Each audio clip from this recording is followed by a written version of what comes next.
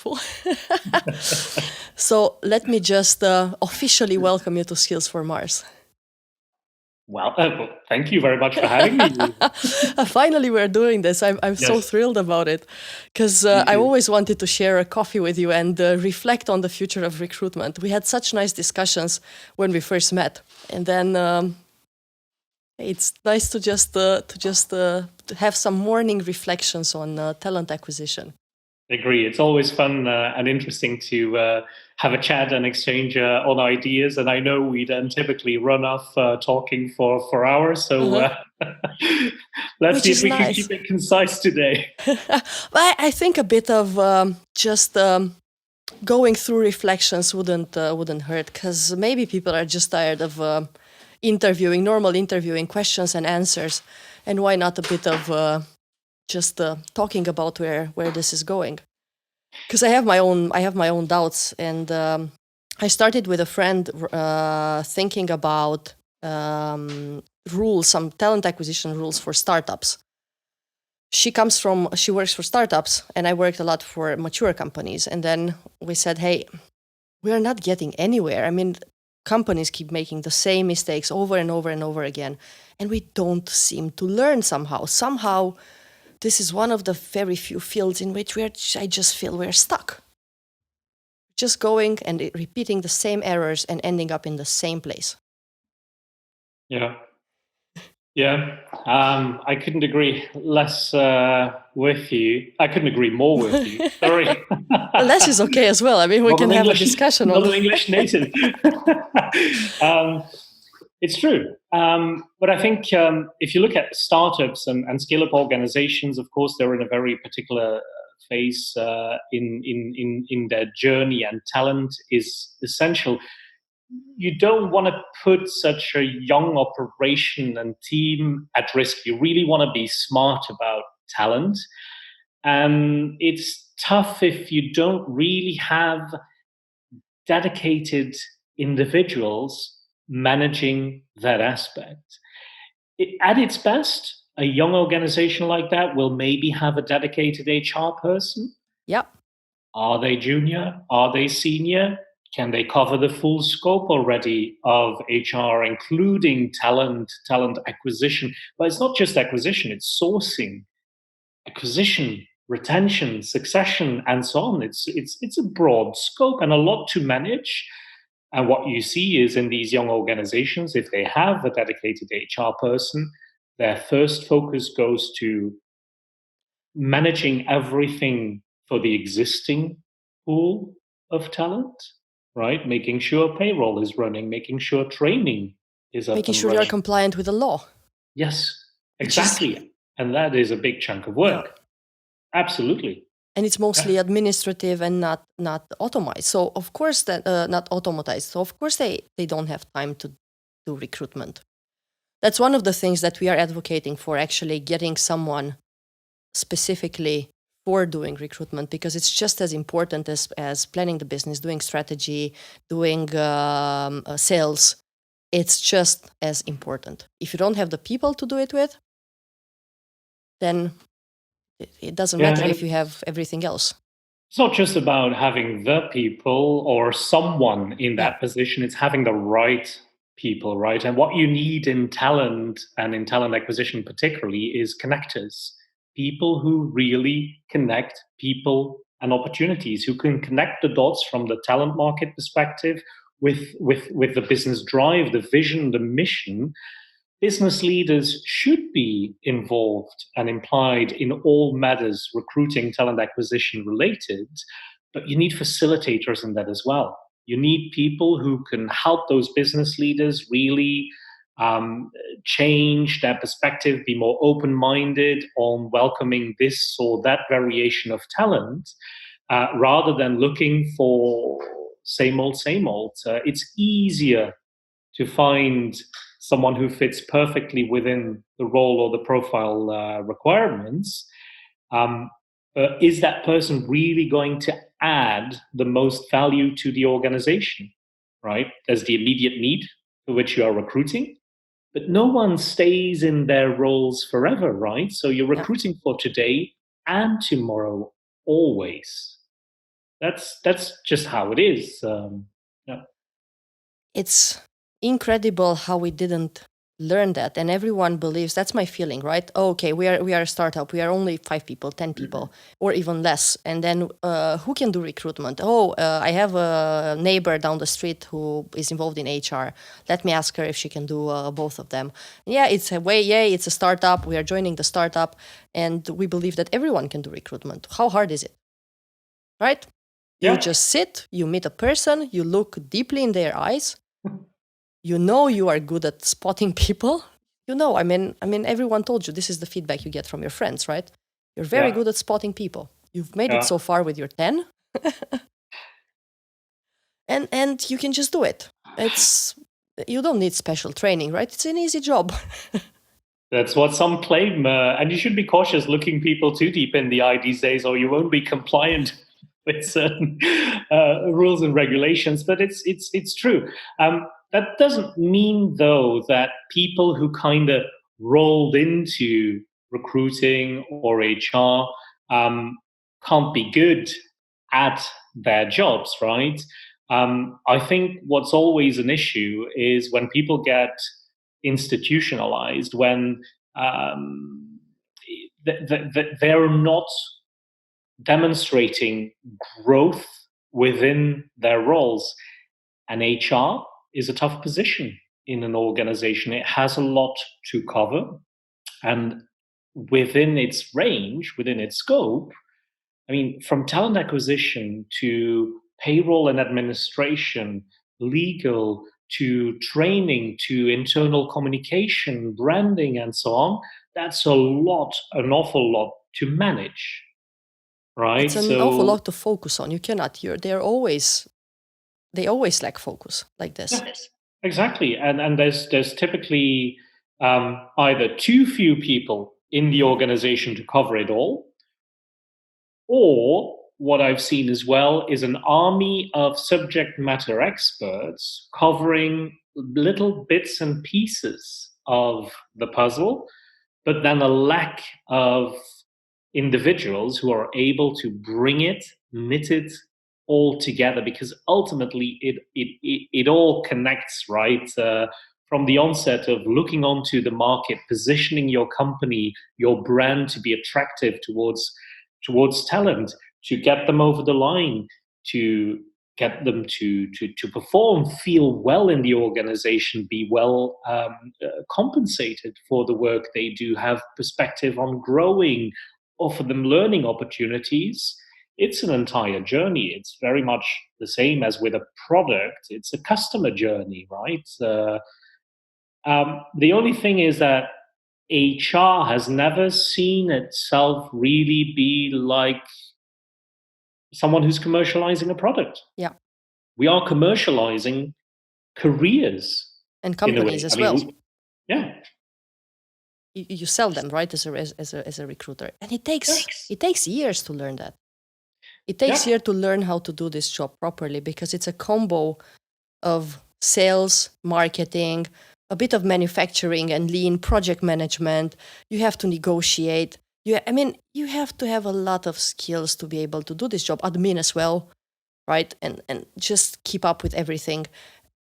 It's not that people can develop, and I've seen a lot of very good recruiters coming even from technical fields, but it takes time. You cannot yeah, just hire anyone with 1 year of experience and hope that they can get you through yeah, what's happening, right?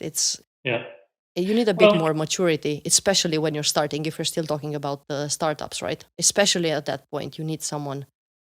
I think, yeah, maybe 5, 6, 7 years, and with quite a good yeah. background in doing that. It's a learning curve, Yeah. and people need to, particularly recruiters, they need to build confidence. They need to know a lot about many things, but also able to bring it all together, to vocalize on various topics to various audiences, be a facilitator as well as a driver. And like you say, it's sales, it's marketing, it's negotiation, it's compliance. There's a lot to cover. You want your recruiters to really be out there to begin with. And that is something that we're not necessarily seeing in a lot of organizations, that the recruiters are visible, audible, that they are really engaging, connecting with the market. A lot of them, and they're not necessarily to blame themselves, they are just dealing with what comes in through their screen, right? People who have applied to open requisitions, people who spontaneously contact a company, CVs that come through management, whatever. Um, in many cases, it's transactional. It's dealing with a backlog. It's trying to stay afloat, but the proactivity which is really needed is hardly seen, and it has to do with competence, but also a lot with workload. Yeah, and it has to do a lot with the business strategy as well. Because I've been trying to ask people lately, hey, and then companies are usually looking at cost and speed, right? Mm. It's the easiest two metrics. Quality never makes it, and if it makes it, it makes it as a concept, but never as a metric, or very rarely in very few companies. And then if you only look at the cost and speed, and you just push this person to hire quicker and quicker, then all they have to do is all they have is backlog, right? And it's all admin, and it's very little automation, even though we have the technology to do it now, which is Yes. amazing, but it's very rarely used to the maximum. Yeah. So I and then Tommy, that my thinking goes that this is happening for tens of years. This is not just happening now, and I'm sitting and thinking, we haven't changed a lot. We know where our issues are. We go through this process of reflection, because we're not the only two talking about this. For Absolutely sure, not. this Yeah. is already out in the open, right? We're not saying anything new, but we're going through this process of reflection, and then at some point when we need to improve, it just doesn't happen. Yeah. Think about candidate feedback. We just still don't go back. We know the value of it, and we still don't do it. Yeah. Yeah, and it's tougher, I think, in a bigger. Well, I mean, there's a couple of challenges, and we spoke about startup, scale up. I think it's tougher there because they have limited resources, a lot to cover. When you look at the big organizations who have automated a lot of their processes, the inflow of CV, talent acquisition systems, they have then a smaller pool of people actually dealing on the topic, and an ever decreasing pool of people, because like you mentioned, it's always about cost and speed. But there's something to be said for quality in particularly in the long run, right? Because the pool of talent is finite. There are limitations to it, and you can only go round once, twice, or three times, not more than that, and you can completely damage your ability to attract, acquire, and retain people in a very short time span. Particularly in the bigger organizations, I think they are set at they've made big investments, right? Trying to save on cost and speed by implementing tools, technologies, massive, massive investments. I've worked in bigger organizations myself as well. And what I've seen a lot is that actually, whereas the tool was initially conceptualized and designed to help people cope better as a tool, as a supporting tool, it has almost turned around in people's objectives being feeding the tool. Yeah. Right? There's an increased focus on reporting, which is good. Data is knowledge, and you want to have good data at your finger points to take smarter decisions. But it's almost like the objective has become to populate data, Yeah. quality question mark, rather than really focusing on quality from the onset and utilizing the tools really to do what they are supposed to do, to save time, right? To help recruiters and HR individuals on things that can be automated and supported. Yeah, that's the thing. I think the market was flooded with technology, and it covers bits and pieces, right? You still have to go through maybe 3, 4, 5 systems to get everything done. So it's quite a lot. But then if I put all the pieces together, honestly, I can see how this can be done by a machine better than we can do it, and at higher quality rates, because you can. Yeah. If you and I'm not sure if you know, there's a company called Stellaris. I'm not sure if you've heard about them. No, I haven't heard of that. It's a scale up right now. So they already started their product, but they started with IT jobs. So what they do is they cover the first part of recruitment up to interviewing with everything. So you give them a job description. Of course, they have discussions on it. So they're way more in-depth discussions, like kickoff meetings and so on, so they can really understand the profile. But then the app looks at people, right? It gives them information on the job, but it also builds like battle cards, like the ones that Philips are using, right? Yep. So that you know what this company is doing versus the competition, and then it gives them that information. It feeds them that information immediately. Plus, looking at what they did previously and having a few bot chats with them about their motivation. It also gives them. It also tells them why this company is suitable for them, right?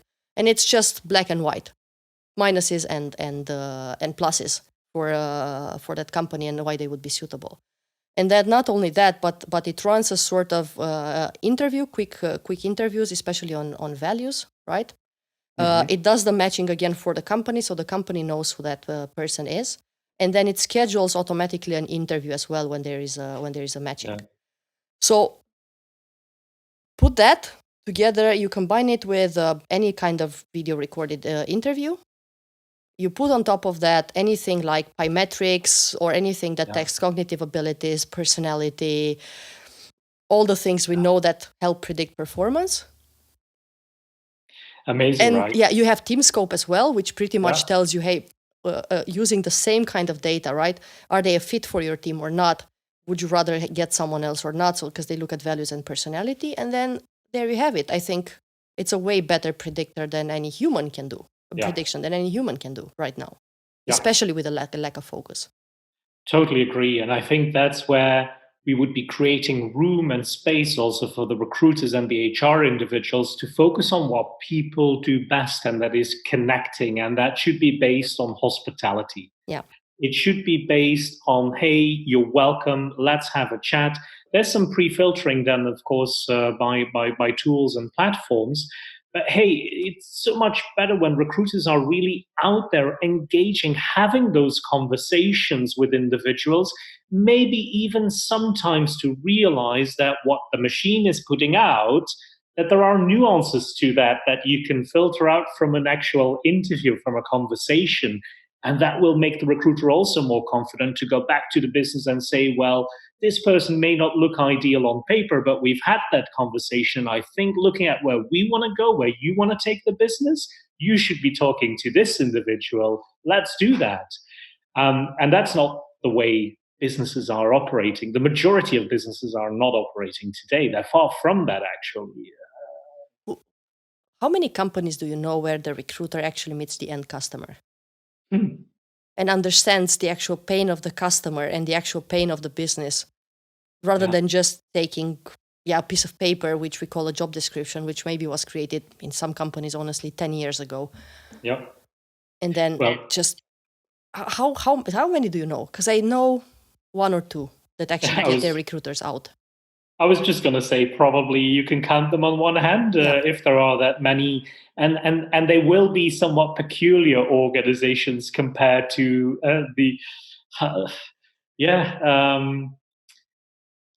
it's an interesting. I think we need to rethink the entire talent acquisition, recruiting, operations, how to go about it, modus operandi all together, and in a bold way, even letting go of these massive technology investments that have been made in the past, because instead of investing in enhancements and upgrades over and over, if those tools aren't going to help you in future, I mean, you might as well just now be bold, take a harsh decision, and say, hey, this is not relevant anymore. There's other technology out there that we need to be looking at and utilizing. Innovation comes at a cost always. Innovation requires investment, whether in funds or in people's time and time to reflect and think. You need it as an organization if you want to survive in the next decades, in the next 100 years or so. I agree. And then with all this upgrading of technology, there comes training, there comes adoption. Then it takes, I always compare it to the building of the Romanian highway, which is still happening, right? It's 20 years and we're still building the highway. I know companies which have been implementing big ERPs years, Yeah. 10, 15, and they're still there and people still not use it. And quality of data is bad. I was talking to someone in blockchain. And then the discussion went towards the point that maybe for these companies who have a hard time adopting technology, blockchain can make a difference because it bypasses this ERP and this adoption thing. It's right; it's just there running in the background, collecting data that you can afterwards use and make sense of it, right? Rather than you getting in the system, okay, looking at through candidates, selecting this and this, moving them to the next stage, which is still manual, right? You still have to look at all of that. So yeah, maybe there is a solution, but it will take some years. Well, for those who are bold enough to make change-led decisions, innovation focused, they'll have the competitive advantage. And others will be struggling more because, I mean, the war, the struggle for talent isn't going to go away anytime soon. And even more, we're now seeing that different generations have different expectations about their careers, even the way of work, not just in setup working more remotely is going to change, but also are people still going to be on as much permanent contracts as they are today? We're moving into a much more gig-driven economy. People are fine being a freelancer for a couple of years or months and then jumping to a short-term contract, perhaps a permanent contract for a few years. All of that is also to be taken into consideration. Every company has to be at its best on the talent market all the time, as long as we are a people, as long as organizations are people driven, they'll need to be there at their best all the time and engaging instead of saying um, uh, acting like a bouncer, right? Well, I'll let you in, and I'll let you in, and all the rest can wait. I mean, let's invite everyone to the party and then just get mixing and mingling, and we'll filter out the best ones. But this is happening. Yeah. It's yeah. Again, it's really incredible because I started at some point to say, okay, I think I'm giving up. I'm just thinking I've done so much training on competency based interviewing. This has been around 50 years. Yeah. It's not the best predictor. It's not the best tool, but it's one of the best you have, right? And combined with others, it definitely brings more value than an unstructured interview looking at what the person would do in a given situation or whatever. Just having interesting discussions on and questions on how many flights are up in the air at any given point, or how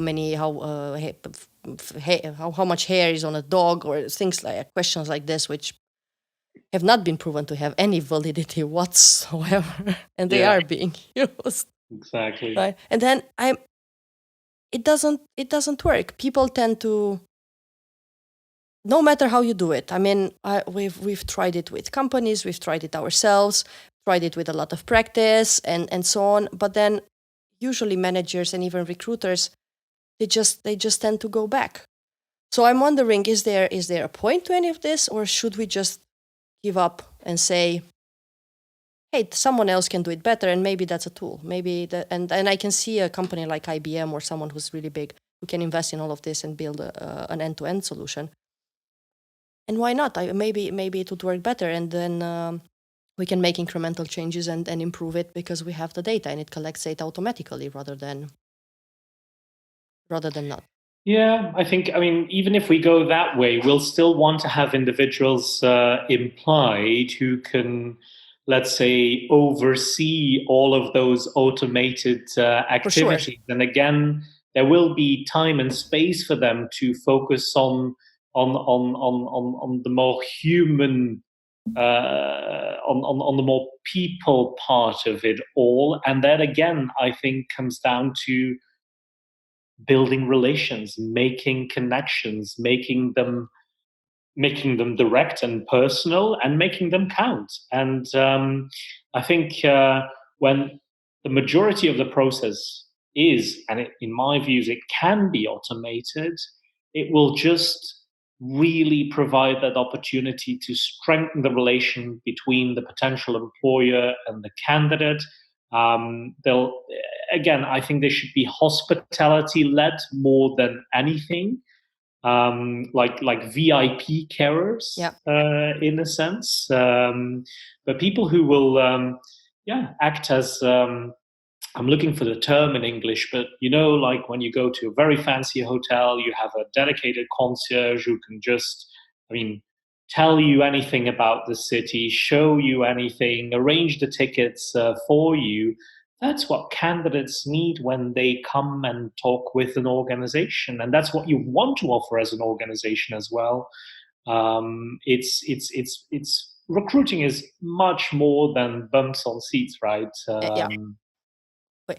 So, did you ever think of the skills that recruiters would need in the future? Because right now we think it's interviewing, knowing how to use different kind of tools, Boolean search, right? That's pretty much how recruiters get trained. But if we get to a more automated situation, right, where they can actually play this role of concierges and hospitality for candidates and really improve their experience with the company and get better at attraction, get better at onboarding and all of that. I'm not sure. Did you ever think what they would need to Well, learn rather than what they're yeah, learning right now? yeah. I think the biggest one is empathy. Is being able to put yourself in someone's feet, and looking at things from their perspective, and then again taking your own position, taking the position of the employer, looking at the market, bringing it all together. But it starts with empathy, an open mind, and an open heart. And I think what would follow is communication skills, listening as well as vocalizing on the message you want to really bring across. I think skills related to what we'd be looking for in sales, in marketing, in customer support, that skill set, I think, would be incredibly valuable. Sourcing wise, I think that part particularly can be more automated today because it's actually really looking at sets of data that are already out Exactly. there. You can have bots running on that, right? Um, it will be more tough for a bot to really engage with an individual because people will still perceive it as a machine. It is a machine, right? It is machinery. It's I think the softer skills, more generally, and that is probably what, and I didn't particularly want to refer to the COVID-19 crisis, but what we'd be looking for from business leaders altogether, whether they are on the commercial side, whether on compliance, on finance, on marketing, on HR. I think on the whole, empathy is what we'd be looking for as a skill in many, many people, in many, many roles moving forward. I definitely agree with you, and I was thinking about this maybe in a subset like listening and Yeah. coaching as well, because knowing how to ask the right questions, to understand motivation, to understand profiles, to really and even guide the person right in their career. Because if you can see their career ahead and can ask the right questions and understand motivation, you can infer potential as well at some point, or it's easier to go there. So, but I think a big part is, as you said, empathy and listening out of that. Then it's just Yeah. asking some questions. But And yeah, yeah, that's perhaps where the real challenge also still lies today in automating some of the work we do is that um, how will a tool, a bot, whatever, really get, I mean, the context you get through engaging with the individual, right? If someone was jumpy for a while on their CV, how is that going to be filtered out correctly by an algorithm, by a bot, by a machine, versus having that conversation and and understanding. understanding how that situation came to be. But for that, you have to open up to begin with your ears, right? You have to be willing and having the time to engage.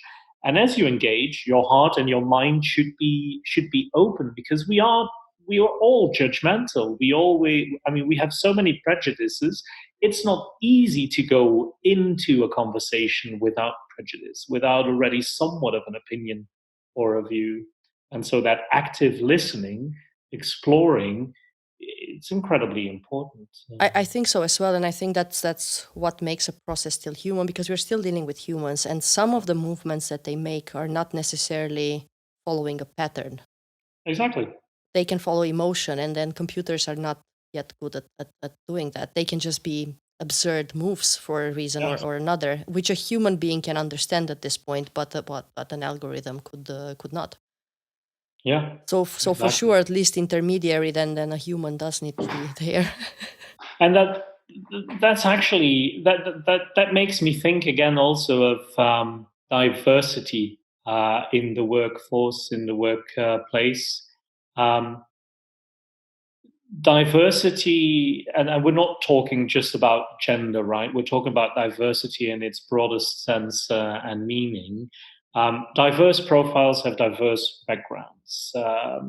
I can imagine a situation where someone coming from a less privileged background has had to work their way through their studies. They graduated at a later age. They did some jobs just to pay the bills, pay the studies, and so on, that perhaps make less sense. And at a later age, they start really building their career. I mean, you only get that information by really talking with people, right? Maybe someone has had an elderly or a sick family member to take care of and have been out of the workforce for a while. Nowadays, I still get comments on CV reviews, but hey, there's a gap of a year there. How do you explain this and that? Well, how do you? Well, by talking Yeah. and by talking with people and getting to understand, right? But we are sometimes very, very dismissive without really having context, and it's damaging organizations because they might as well be, let's say, putting to the side the CV of the person that could have made a world of difference to them.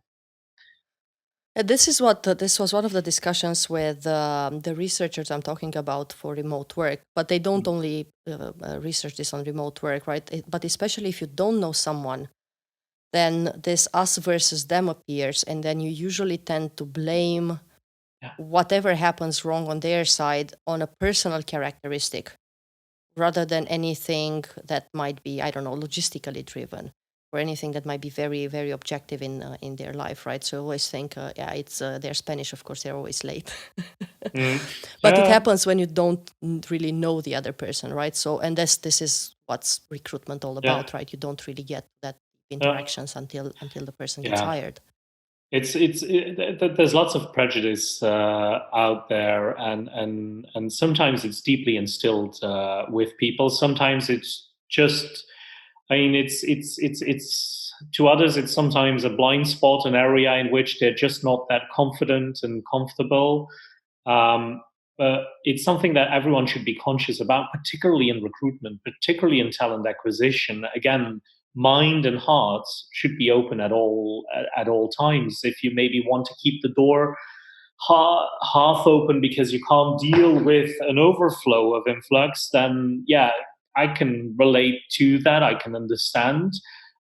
But keeping the doors and your eyes and ears shut isn't going to help anyone. But sadly, a lot of organizations are operating that way. We spoke about talent acquisition tools before. Well, in some organizations, these massive investments are just being used to deal with newly incoming CVs. We Yeah. spoke about this before. Some of them, whilst legally everything is okay, they're not utilizing the data that is in there already to really actively, proactively go out and search for profiles who have previously already connected or engaged with them. They're just like, well, no, the new stuff, and we'll treat that, and then on with the next. It's mind blowing. It's baffling, actually, if you know how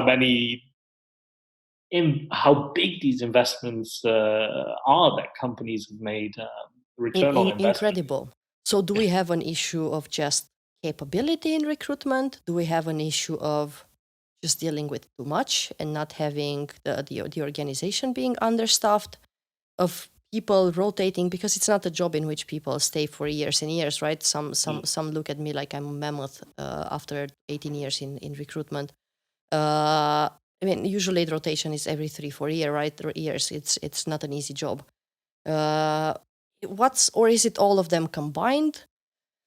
Because we seem to still not, as I started, to still not move forward. And I'm amazed when I see the same issues over and over and over again, and articles saying the same thing over and over and over again. It's just like, come on, people, we've been here before. Yeah, yeah. Well, I think it's a combination of capability, definitely, capacity, absolutely. But I think it's we probably have a part of our role that we've not been focused on. We've been dealing on getting talent, well, identifying it and getting it into the organization, and that's more than a day job already. But what we should probably be more focused on as a capability group, of a group of experts ourselves, is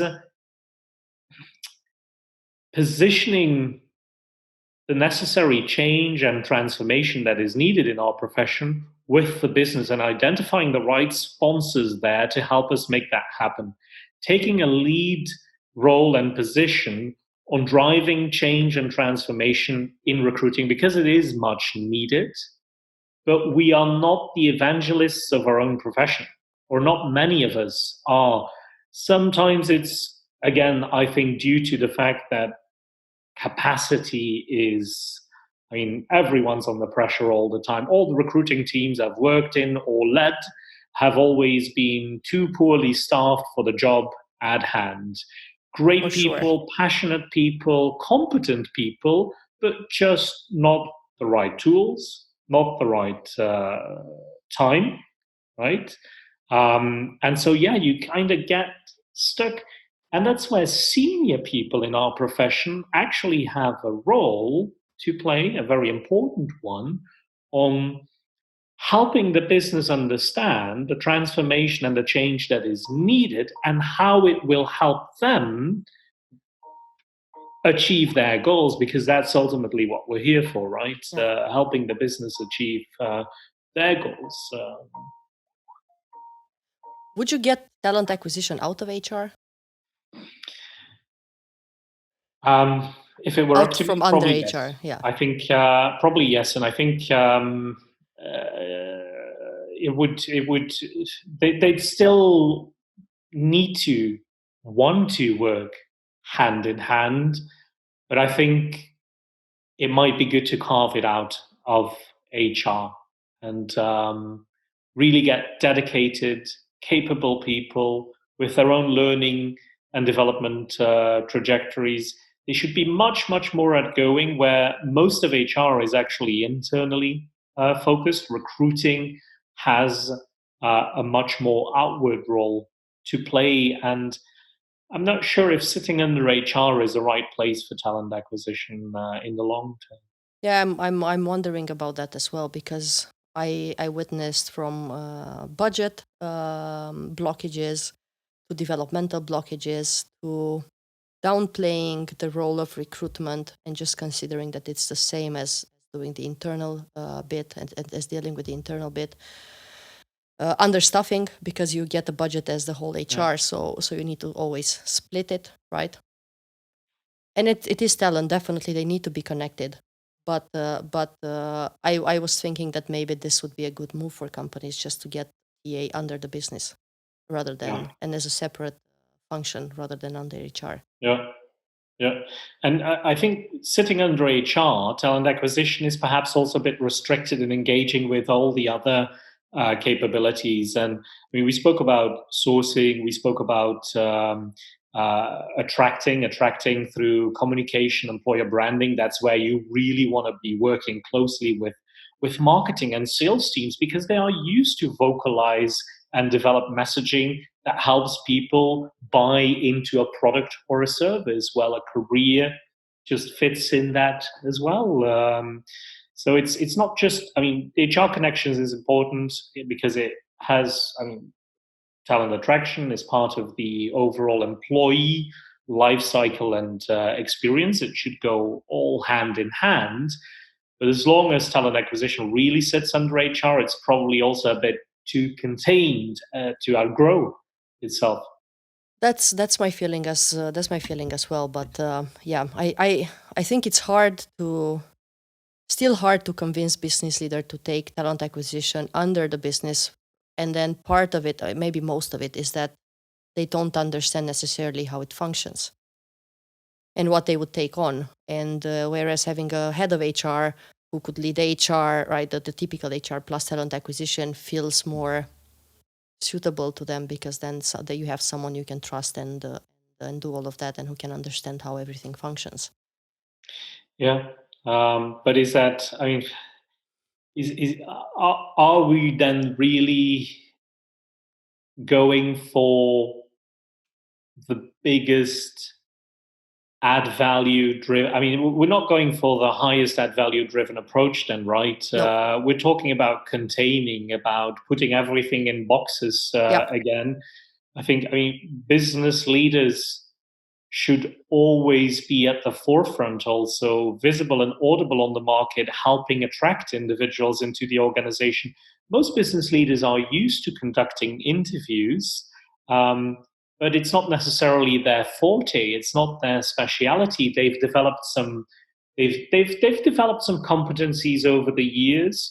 But for instance, what I would like to see business leaders do more in recruiting is adopt the same principles and styles that they are utilizing when they are dealing with potential customers, right? Because business leaders are then typically asking the real right questions, the ones that matter. They are trying to get into their customer's mind and understand what they need to craft or propose for that customer to buy it, right?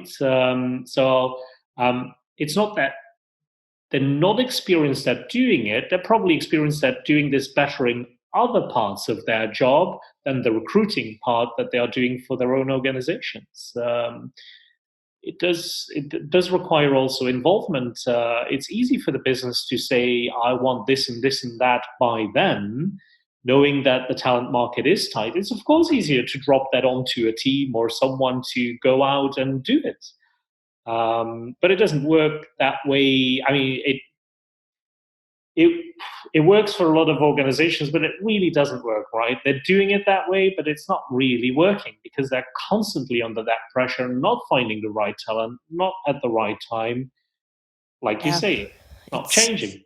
it's not changing because the way if companies do get to workforce planning, right, and they do have a plan and they do have a budget for their people, it's usually they start creating it at the start of the fiscal year, right? It's ready in the fourth month, fourth month. By that time, you're already 3-4 months late, right? Because they're already under pressure. Yeah. There's been no discussion with talent acquisition. It's just, okay, now you go and run and do it and do whatever it takes to bring people in. So at that point, it's no longer about the quality. It's just about speed. And the quickest you can find people, the better, because you're just under a lot of pressure, under a lot of stress.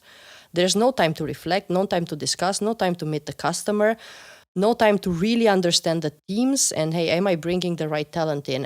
Do I have enough diversity? Not only in terms of gender, but in terms of even time zones, in terms of cultures, in terms of people who have experienced this and that, or have different skills, right? You don't have time for all of that, for all of those discussions to actually make quality hires. Because then by the 6 months, the companies, even if they're big and they can plan ahead and they have the budgets, by the 6 months, they say, we have reviewed the budget. Whoever did not fill this role, then you're just no more vacancies. It's gone, right? So they are under pressure as well. Yeah. But this is ongoing forever and ever and ever, and we always complain, and there's nothing done about it. So it's as I said, it just feels like we have to change something. Absolutely, and I mean, I do think things are changing. Probably a lot. Well, not probably. Surely a lot slower than you and I would personally want. We're perhaps also a bit more of the impatient kind. Maybe we've been here for too long. Yeah. But changes are happening, and I mean, I'm seeing it also in my profession today. I'm seeing a lot of the big consultancies heavily recruit on everything that has to do with people, with workplace transformation, HR transformation, particularly as well. So we're seeing that end users on the market are definitely asking for help. They realize they're in need for help, but their own HR departments, even the most senior individuals, are struggling for the right answer. They absolutely need external help. It's a place, it's a field, it's a space in which we've underinvested collectively for many, many years, especially now with the COVID-19 crisis. This gets a boost, of course, driven by remote work, and you've handled that topic on previous chats already. But yeah, I think we're going to need much more change into the organizations we all work in and operate for in the very near future, faster than ever before. This is, I think, for HR, a quite revolutionary time altogether. Somewhat disappointed maybe by not seeing many HR homegrown individuals rise up and really shape that change. It kind of feels like the drive is coming from other pockets in the business, more organizational strategy.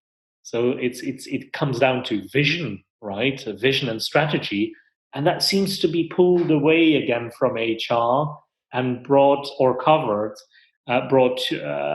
into I would say by more business strategic people again, which isn't necessarily a bad thing, right? Because that diversity, it's cross.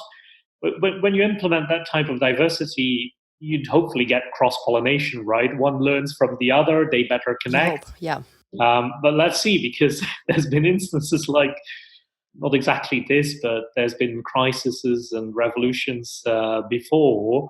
Let's see how this one plays out. I'm curious as well, honestly. Yeah. I'm really curious. And by the way, talking about the situation right now, how do you feel that people are dealing with remote hiring? Yeah. Because they always, that there was always concern, right? We do need to see the person. We need to meet them face to face. We cannot hire unless we do that. You are more connected to this than I am right now. So, and it varies. It really depends on how an organization has been running to date. Did they already have policies and a setup to allow people to work remotely? Have they been doing interviews remotely now and then? perhaps as an exception to the preferred face-to-face meetings. And I think there's something really still to be said about those face-to-face meetings. And as soon as we can, we'll definitely see that pick up again. Definitely towards the latter stages of the process, the final interview, the contract offer. It really varies. I think we see organizations today really struggle with it, particularly if they still have a culture of everyone's coming into the workplace, the actual office, at least a couple of days a week, and working from home is an exception. Then we see organizations who maybe for the past 10 years have already been investing a lot in facilitating remote home working and so on. So they have it in their culture, they have it in their behaviors.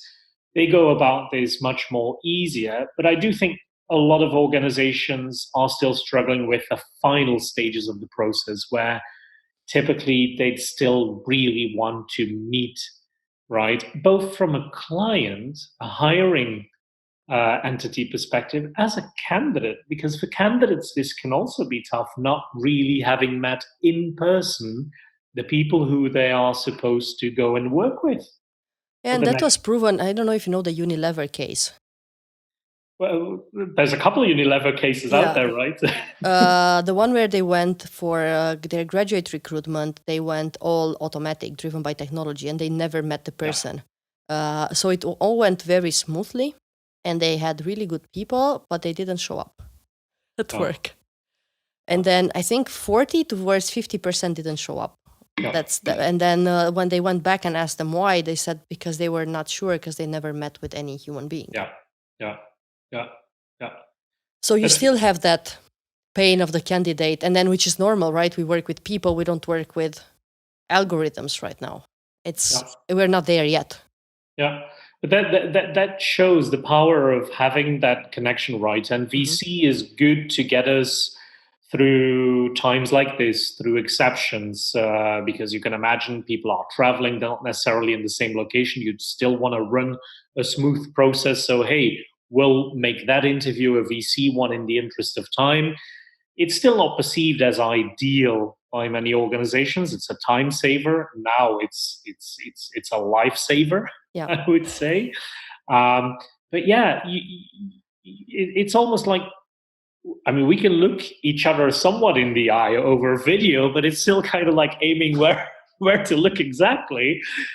You still get a personal feeling, but I mean, you and I both look forward to the next time that we can meet in person, right? I agree. It helps, definitely, but it doesn't replace. We're not yet at a stage where people have accepted this and adopted their behaviors, allowing this to replace the otherwise in-person meetings. And I don't think this will go away too soon, actually.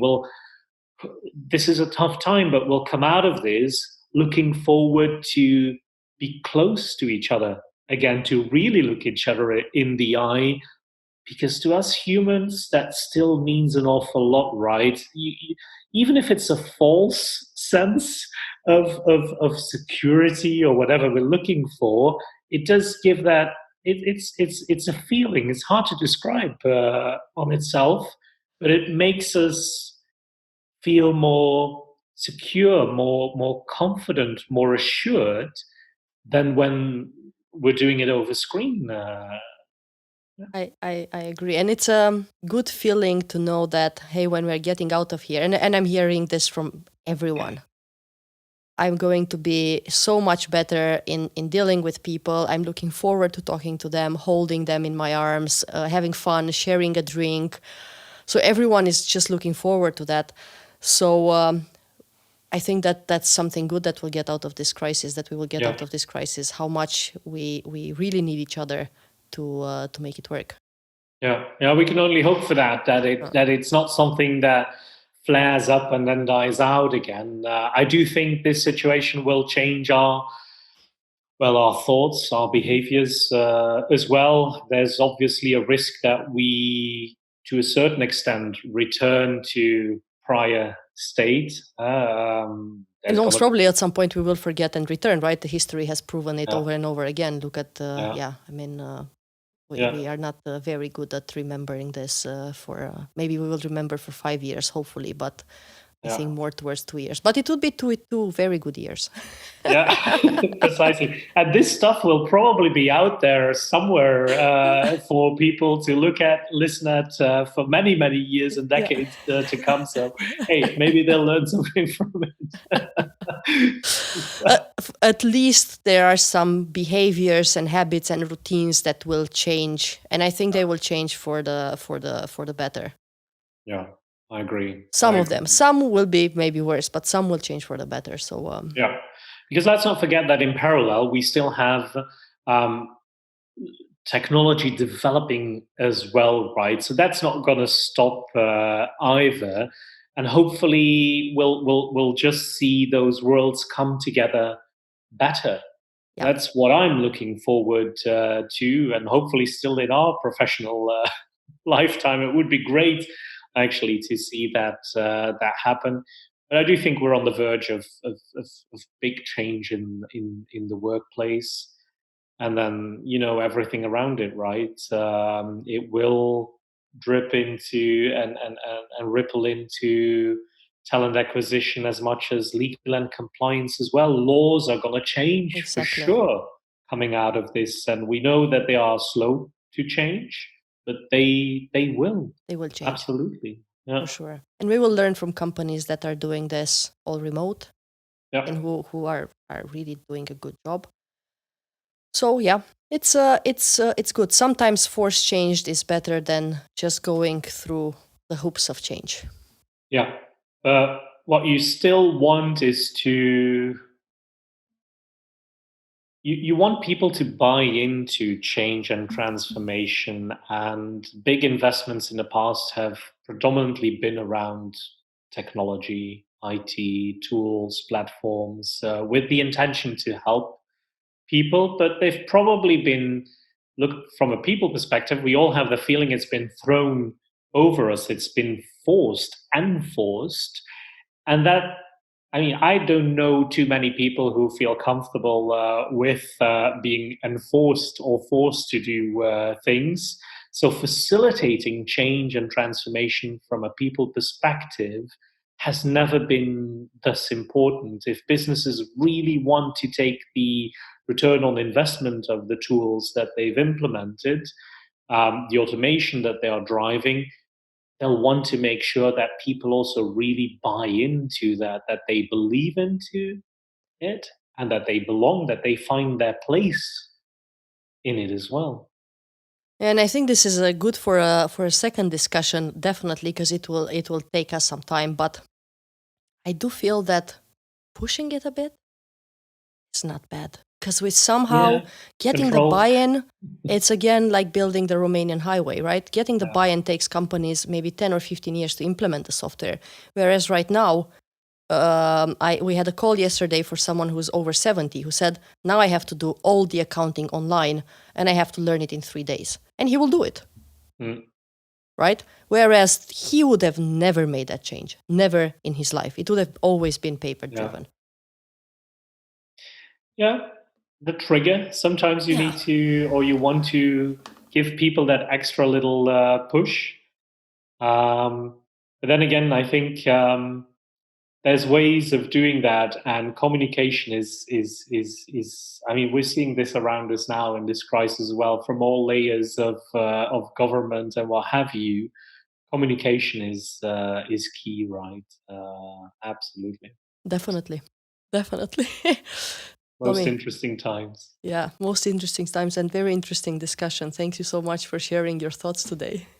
Welcome. It's always a pleasure to have these exchanges with you. And again, Maybe I'm we can looking do this forward more to one often. that has where we have a drink in the hand and can be Yes. Yes. much more close to each other. I agree to that. So next time we either do it in Belgium or we do it in Amsterdam. Fantastic. Look forward to it. I had a lot of fun today with this reflections and moving from one topic to another. Me too. Thank you for having me. Thanks so much. Thanks so much, Tommy. Cheers. Bye bye. Cheers.